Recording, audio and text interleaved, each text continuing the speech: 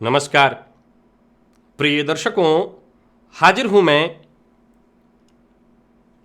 आज एक बेहद महत्वपूर्ण विषय को लेकर। अगर आप जन्म कुंडली अध्ययन करने में रुचि रखते हैं या स्वयं की जन्म कुंडली का समय समय पर अध्ययन करते हैं तो आज इस विषय को आप अवश्य ही समझिए। प्रिय दर्शकों, कई बार जन्म कुंडली हमें साधारणतया बेहद मजबूत दिखाई पड़ती है, लेकिन वो जन्म कुंडली अपना श्रेष्ठ फल प्रदान नहीं कर पाती। इसके पीछे कारण होता है ग्रहों का भावाश्रय संबंध। राहु और केतु के संदर्भ में इस विषय को मैंने कई बार आपको समझाया है, लेकिन यह हर ग्रह पर लागू होता है। आइए इस भावाश्रय संबंध को मैं आपको आज बेहद सरल तरीके से समझाता हूं। प्रिय दर्शकों, आज का कार्यक्रम बेहद छोटा है, लेकिन ज्योतिष प्रेमियों के लिए आज का ये जो कार्यक्रम है बेहद उपयोगी सिद्ध होने वाला है। अपनी जन्म कुंडली को खोलिए, क्योंकि आप अपनी जन्म कुंडली पर इस विषय को बेहद आसान ढंग से समझ सकेंगे। मैंने यहां पर मेष लग्न की कुंडली बनाई है, जो कि कालपुरुष की कुंडली है। अब मान लीजिए अगर आपका जन्म मेष लग्न में ही हुआ हो और यह भावाश्रय संबंध आपको समझना हो, समझिए। जन्म कुंडली में उदाहरण के तौर पर मैंने देवगुरु बृहस्पति को यहां लिख दिया है। देवगुरु बृहस्पति सर्वाधिक कारक ग्रह हैं जन्म कुंडली में, हर जगह पर इनकी आवश्यकता है। और कहां पर मैंने इनको बिठाया है उदाहरण के लिए, तो चतुर्थ भाव में, जहां की कर्क राशि होती है और कर्क राशि में ये उच्च के होते हैं। अब भावाश्रय संबंध ये कहता है कि ये जिस राशि में उच्च के हुए हैं उसका राशिपति, उदाहरणार्थ नीच राशि में मैंने बिठा दिया, क्योंकि बात उच्च की चल रही है तो सबसे सरल तरीका था नीच का समझाना। मैं और तरीके से आपको समझा देता हूं।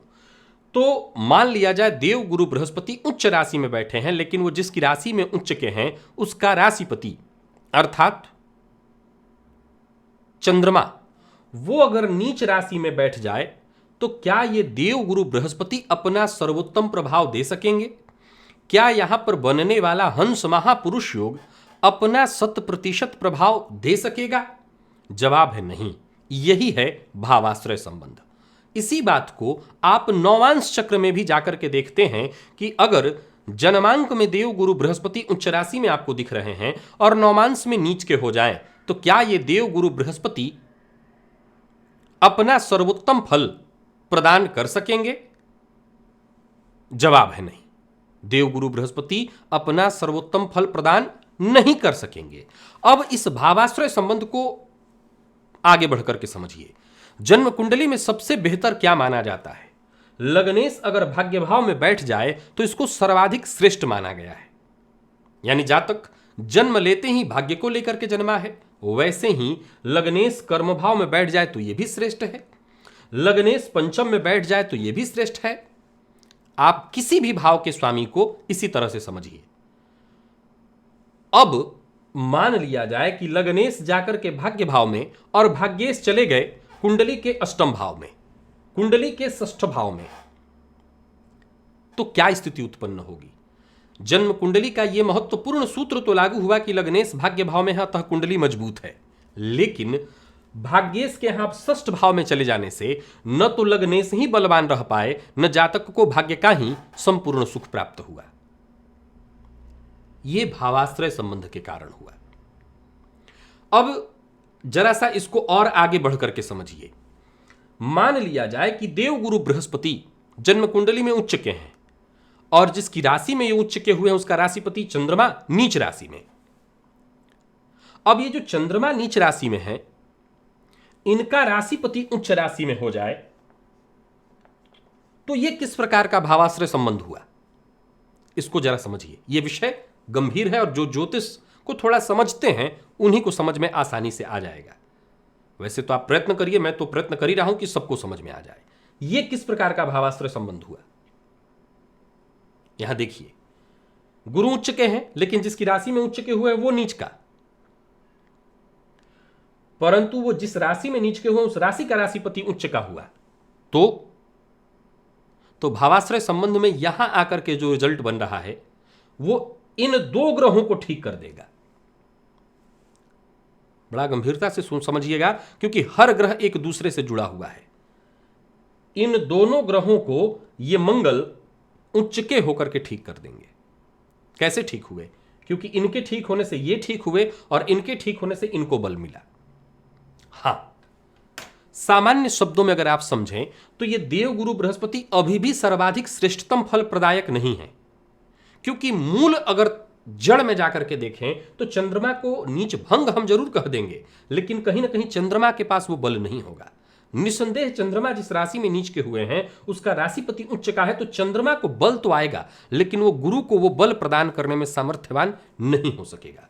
सो मंगल के उच्च होने से जो गुरु 100% सर्वाधिक श्रेष्ठ फल दे सकते थे, उस फल में भी लगभग 10% की गिरावट आएगी, यानी 90% ही जातक को मिल पाएगा। अब आपको लगता होगा कि 90% मतलब बहुत अच्छा। नहीं, जिस कुंडली में देवगुरु 100% अपना प्रभाव दे सकते थे, जिस 100% प्रभाव से अकेले देवगुरु पूरी कुंडली को संभाल सकते थे, उसमें 10% की गिरावट भी बहुत बड़ी गिरावट है।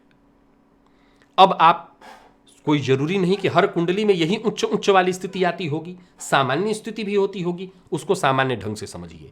मान लिया जाए कि कुंडली मेष लग्न की है और मेष लग्न की कुंडली में भाग्यपति बनते हैं देवगुरु बृहस्पति। वो देवगुरु बृहस्पति जाकर के षष्ठ भाव में बैठे हैं, देवगुरु बृहस्पति षष्ठ भाव में बैठे हैं। तो क्या हुआ? ये इस बात की सूचना है कि भाग्य जातक का कमजोर हुआ। ये सरल शब्द। प्रिय दर्शकों, यहां पर परिवर्तन एक अलग विषय बन जाता है। जैसे मान लिया जाए कि यहां पर गुरु आकर बैठे और बुध यहां पर बैठ गए, तो यहां पर वो भंग हो जाता है। समझ गए? भावाश्रय संबंध हुआ एक दूसरे से, मैं आपके घर में, आप मेरे घर में, तो यहां भावाश्रय संबंध बदल गया। लेकिन यही बुध अगर जन्म कुंडली में यहां पर बैठे हों, मेष लग्न की कुंडली है, भाग्यपति जाकर के षष्ठ भाव में, लेकिन बुध सप्तम भाव में बैठे हैं, या बुध लग्न में बैठे हैं, या बुध दसम भाव में बैठे हैं। अब हमें केवल इतना देखना होगा, यहां पर मैंने उच्च का प्रभाव हटा दिया, सामान्य शब्दों में आपको समझा रहा हूं। अब हमें यहां यह देखना होगा कि बुध के पास बल कितना है, एक। दूसरा, जैसे यहां पर तो बुध अपनी मित्र राशि में ही है, तुला राशि, मकर राशि उनके मित्रों की राशि है, लेकिन यहां पर उनकी मित्र राशि नहीं है, यहां पर उनकी मित्र राशि नहीं है लग्न में। चूंकि भाग्यपति षष्ठ में बैठे हैं, अतः जातक का भाग्य कमजोर हम देख रहे हैं। लेकिन अगर जिसकी राशि में वो कमजोर हो रहे हैं, उसका राशिपति लग्न में बैठा है, तो लग्न में होने भर मात्र से बुध को विष्णु की संज्ञा प्राप्त है, तो लग्न में होने भर मात्र से गुरु को बल मिल जाएगा। लेकिन हमें यह देखना होगा कि यह बुध मंगल के साथ तात्कालिक शत्रुता में तो नहीं है। बुध के अस्त होने के लिए, मैं बुध पर उदाहरण दे रहा हूं, सो बुध को ही पूरी तरह समझा देता हूं कि बुध के अस्त होने में सदैव इस बात का ध्यान रखिएगा कि बुध अगर 12 अंश से ऊपर है अस्त अवस्था में, सूर्य के साथ 12 अंश से ऊपर होकर के अस्त है, तो उसके अस्त का कोई दोष नहीं, वो अस्त होकर के भी श्रेष्ठ प्रभाव देगा, उसका रिजल्ट हम अच्छा लेंगे। तो मंगल की राशि में अगर यहां बुध हमें दिखाई पड़े और बुध मंगल तात्कालिक मित्रता बना रहे हैं बुध के साथ, यानी कि तात्कालिक मित्रता आप जानते हैं, यहां हो यहां हो यहां हो, या यहां हो यहां हो यहां हो, तो इन 6 घरों में तात्कालिक मित्रता होती है। तो इस अवस्था में देवगुरु बृहस्पति जो भाग्य में जाकर के षष्ठ में हो गए हैं, और साधारण दृष्टिकोण से हमको कहना होगा कि जातक का भाग्य कमजोर है, यह हम नहीं कहेंगे। यहां पर गुरु की रिकवरी हो जाएगी, और जो गुरु प्रभाव केवल इस क्षेत्र में करते कि वो जातक को शत्रुहंता बना देते, गुरु षष्ठ भाव में शत्रुहंता बनाते हैं। अच्छा, शनि के समान ही ये भी अपना प्रभाव देते हैं। हालांकि गुरु एक ऐसा ग्रह है जिसका पूरी जन्म कुंडली में व्यापक प्रभाव है, और वो केवल शत्रुओं का समन करने में लग जाए तो जाहिर सी बात है कुंडली कमजोर हो जाती है, इसलिए यहां कोई बहुत अच्छी बात नहीं कही जाएगी।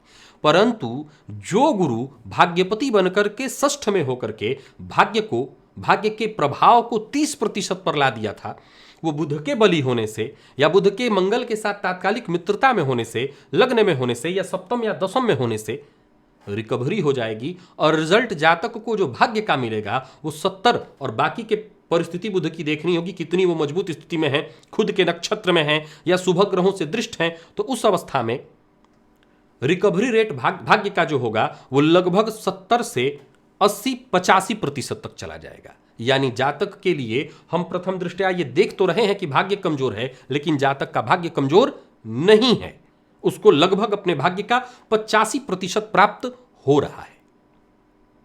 आप इसे अपनी जन्म कुंडली के हर भाव के स्वामी के साथ अपना करके देख सकते हैं। यह भावाश्रय संबंध है। भावाश्रय संबंध ये हमें बताता है कि ग्रह अपना प्रभाव देने में कितना सक्षम है। वैसे ही नीच के ग्रह पर भी आप, जैसे मैंने उच्च के ग्रह पर समझाया, वैसे ही नीच पर समझिए। मान लिया जाए देवगुरु बृहस्पति अपनी नीच राशि में बैठे हैं, अपनी नीच राशि में बैठे, इसीलिए कहा गया है, जो सूत्र मैंने बताया था इसको जरा ध्यान से समझिएगा कि मान लीजिए देवगुरु बृहस्पति नीच राशि में बैठे हैं और शनिदेव जाकर के यहां पर बैठ जाए नीच राशि में, तो ये कुंडली में देवगुरु बृहस्पति सबसे खराब प्लेनेट बनेंगे। मेष लग्न की कुंडली में भाग्यपति बनकर के देवगुरु बृहस्पति सर्वाधिक कमजोर ग्रह बन गए भावाश्रय संबंध के कारण, क्योंकि वो जिसकी राशि में बैठे उसका राशिपति नीच राशि में हुआ। परंतु फिर वही सिद्धांत आप लागू करिए कि अगर देवगुरु बृहस्पति नीच राशि में बैठे हैं और शनिदेव जरूरी नहीं उच्च के हैं लेकिन किसी अच्छे भाव में बैठे, उच्च के हैं, तो रिजल्ट का जो होगा, रिकवरी रेट आप इसको जो कह सकते हैं कि रिजल्ट बहुत अच्छा आएगा, तो लगभग 80, 85, 90% तक आ सकता है। यहां याद रखिएगा कि 90%, उससे ज्यादा नहीं। लेकिन अगर मान लिया जाए कि देवगुरु बृहस्पति यहां पर बैठे नीच राशि में और शनिदेव उच्च के नहीं है, हम मान के चलते हैं उच्च के नहीं है, लेकिन शनिदेव इसी कुंडली में जाकर के लाभ भाव में बैठ गए या पराक्रम भाव में बैठ गए, जिस भी भाव में बैठे, अंश बल में बली, षड बल में बली हो, तो भावाश्रय संबंध कहता है कि नीच के गुरु भी जातक के जीवन काल में संतान सुख, ज्ञान सुख, धन का सुख, मान सम्मान का सुख, ऊंचाई, सब कुछ अवश्य देंगे। यानी आप ऐसी जितनी भी कुंडलियों को देखेंगे वहां गुरु के कमजोर होने के बावजूद, नीच होने के बावजूद जातक की शिक्षा भी हुई होगी, संतान भी होगा, जातक को धन धान्य भी होगा, समाज में मान सम्मान भी होगा। अब चूंकि रेट कम है सो रिजल्ट भी उसी के अनुपात में जातक को प्राप्त होगा। तो आशा करता हूं आज इस विषय को जिस सरल ढंग से मैंने समझाने का आपको प्रयत्न किया है आपने समझ लिया होगा। भविष्य में भावाश्रय संबंध को आप अपनी जन्म कुंडली पर, या मैं भी कभी जन्म कुंडली अध्ययन करूंगा तो वहां भी आपको फिर से एक बार समझाने का प्रयत्न करूंगा। आज के लिए बस इतना ही, इजाजत दीजिए, पुनः मुलाकात होगी। तब तक के लिए नमस्कार।